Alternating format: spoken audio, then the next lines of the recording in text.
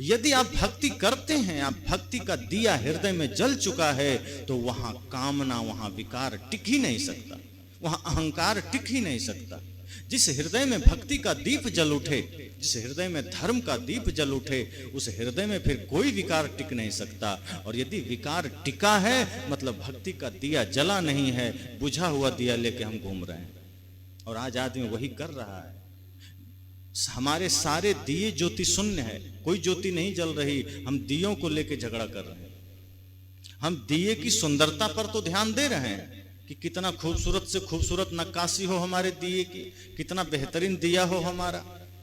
कई लोग मिट्टी के दिए से संतुष्ट नहीं हैं, वो पीतल का लेके रखे हैं। धन है वो सोने चांदी का दिया रखे हैं, लेकिन उसमें ज्योति ही नहीं जल रहा है, उसकी ज्योति ही बुझी हुई है।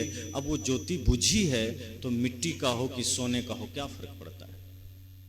ज्योति जली हो तो मिट्टी का दिया भी प्रकाशित हो सकता है, लेकिन अगर ज्योति बुझी हो तो सोने का दिया भी किसी काम का नहीं। हम अपने भीतर अगर ज्ञान का दिया जला लें तो आपका साधारण झोपड़ी भी मंदिर बन सकता है।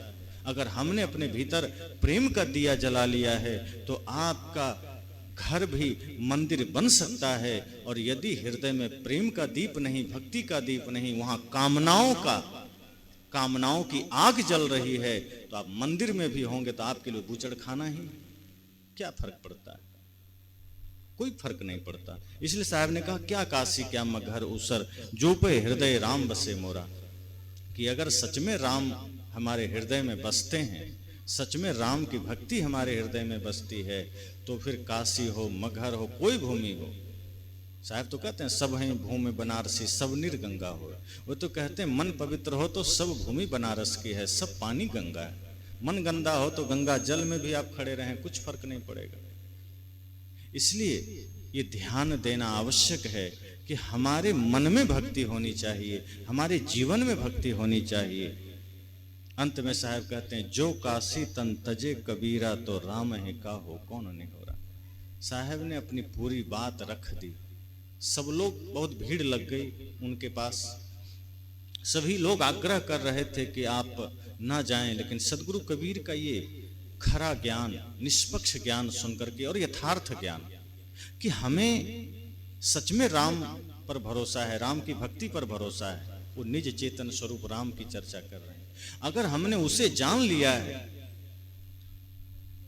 अगर हमने अपने भीतर के ब्रह्म को जान लिया है, तो समझना कि आपको फिर कहीं चिंता करने की जरूरत नहीं है। आपको कोई विचार फिर आपको भटका नहीं सकता बाहर का, फिर आपको कोई प्रपंच डिगा नहीं सकता, फिर आप कहीं चले जाएं, घर रहिए तो, बाहर रहिए तो। मैंने पहले भी कहा कि अगर हम सिर्फ सत्संग में सत्संगी बनते हैं तो ये सत्संग फिर किसी काम का नहीं हुआ। सत्संग को आप घर तक ले जाइए।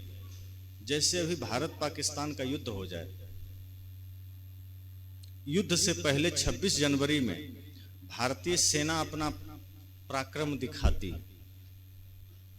ये फाइटर जेट, बड़े बड़े तेजस से लेकर के सुखोई, मिराज, राफेल और टैंक, एक से एक रॉकेट लॉन्चर, मिसाइल, तमाम तरह के अग्नि मिसाइल और अभी काली, बहुत सारे मिसाइल का प्रदर्शन वहाँ हमारी भारतीय सेना करती है। हमें लगता है पाकिस्तान तो हमारे सामने 2 मिनट भी नहीं टिकेगा, सबके हाथ में हथियार भी है।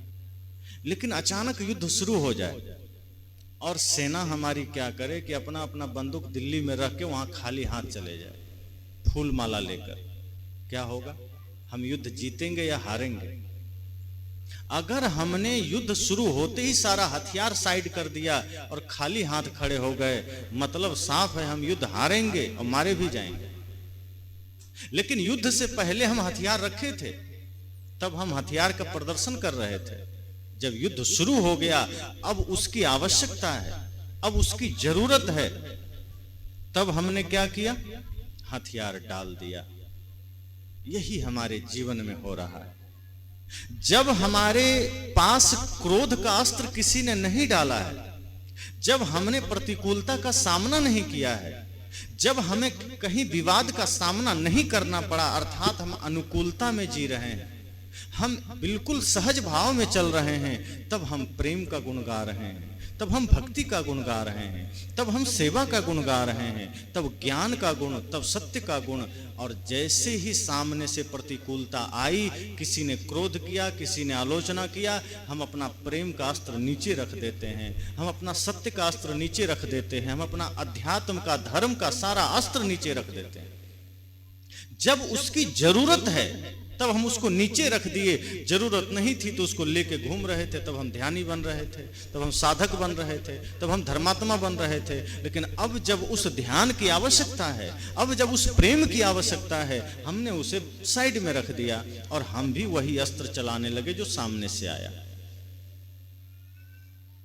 तो भौतिक रूप से तो हम जीत गए, आध्यात्मिक रूप से, शाश्वत रूप से हमारी हार हो गई और हम हार चले। इसलिए किसी ने कहा है ना, लो अपना जहां दुनिया वालों, हम इस दुनिया को छोड़ चले।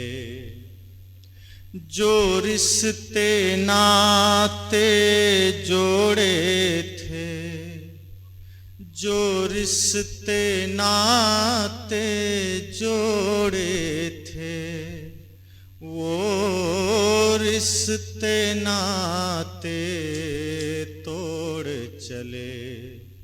लो अपना जहां दुनिया वालों, हम इस दुनिया को छोड़ चले।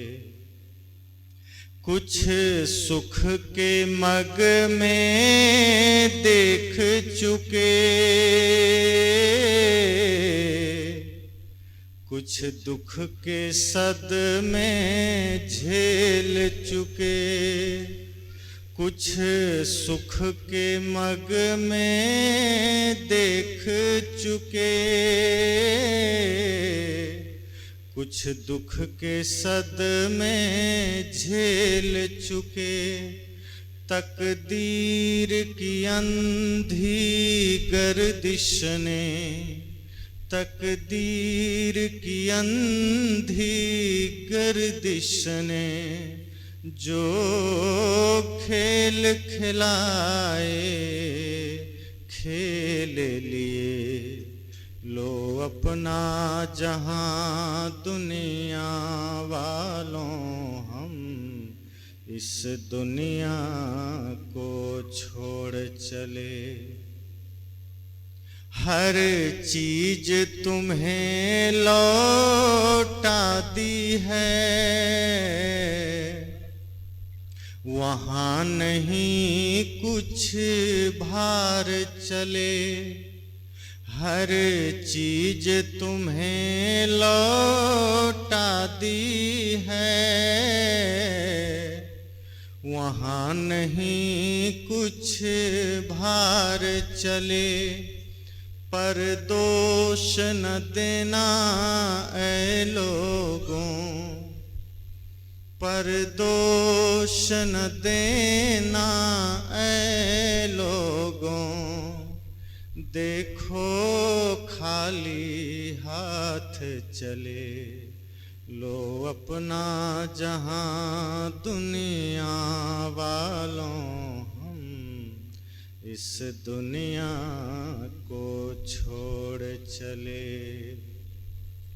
वह राह अकेले कटती है, वहां नहीं कोई साथ चले। वह राह अकेले कटती है, वहां नहीं कोई साथ चले।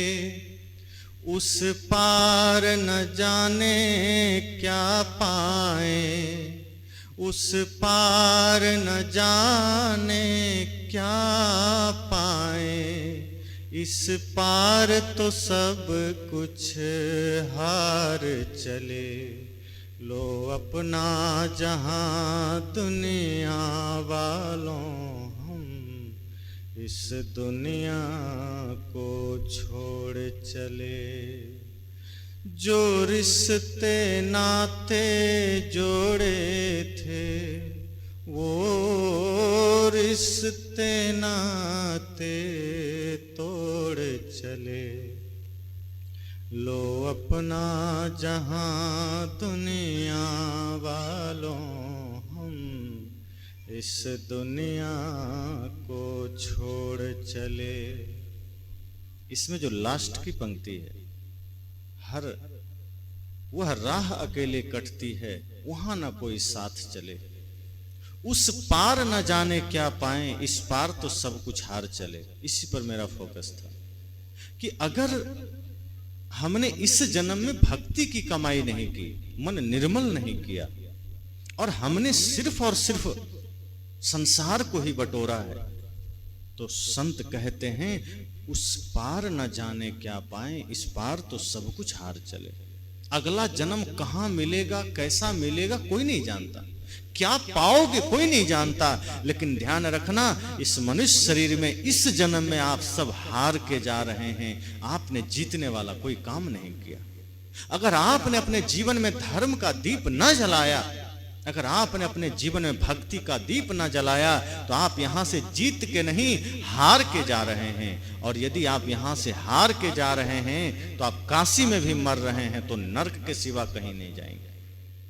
इसलिए सदगुरु कबीर कहते हैं, जो काशी तन तजे कबीरा, तो राम ही काहो कौन निहोरा। अगर राम के प्रति आस्था है, राम के प्रति निष्ठा है, तो उनके सम्मान, उनके आदर्श का हमने क्या किया, फिर उनके आचरण का हमने क्या किया।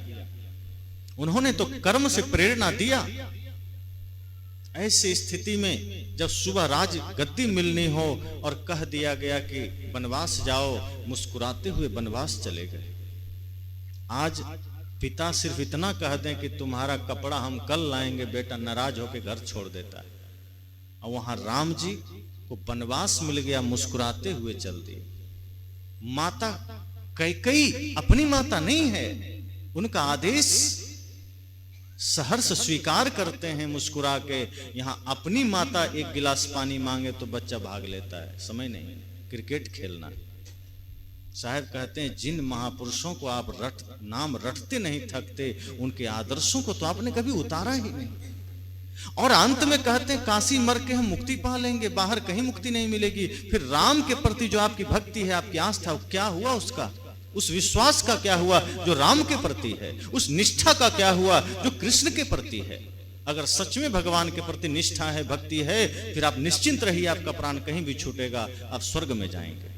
और यदि आपको डर है कि घर में मरने से गधा बनेंगे, मतलब राम के प्रति आपका विश्वास डूल गया, राम की भक्ति के प्रति आपका विश्वास खत्म हो गया। सदगुरु कबीर ने स्पष्टता से सबको उत्तर दिया कि ये शरीर भक्ति करने के लिए मिला है। इस शरीर इस संसार रूपी नाव को, संसार रूपी सागर को पार करने के लिए मिला है। इस संसार सागर है। जैसे आप सेतु का उपयोग करते हैं एक किनारे से दूसरे किनारे जाने को, एक तट से दूसरे तट जाने को, ये मनुष्य शरीर भी नाव है। और ये धर्म, ये सत्संग सेतु है जो हमें जोड़ता है, जो हमें, कहते हैं ना, हमारे ऋषियों ने कहा है कि जब मन हमारा अधोगामी होता है, जब हमारी ऊर्जा अधोगामी होती है, तो हम विकृत और विखरते हैं, संसार में जाते हैं। लेकिन जब हमारी ऊर्जा, हमारा ध्यान ऊर्ध्वगामी होता है, तो योग में मन लगता है, फिर हम जुड़ते हैं, योग घटित होता है। तो ये धर्म तो योग है, ये हमें जोड़ता है परमात्मा से, भक्ति धर्म से। ये सत्संग हमें जोड़ता है।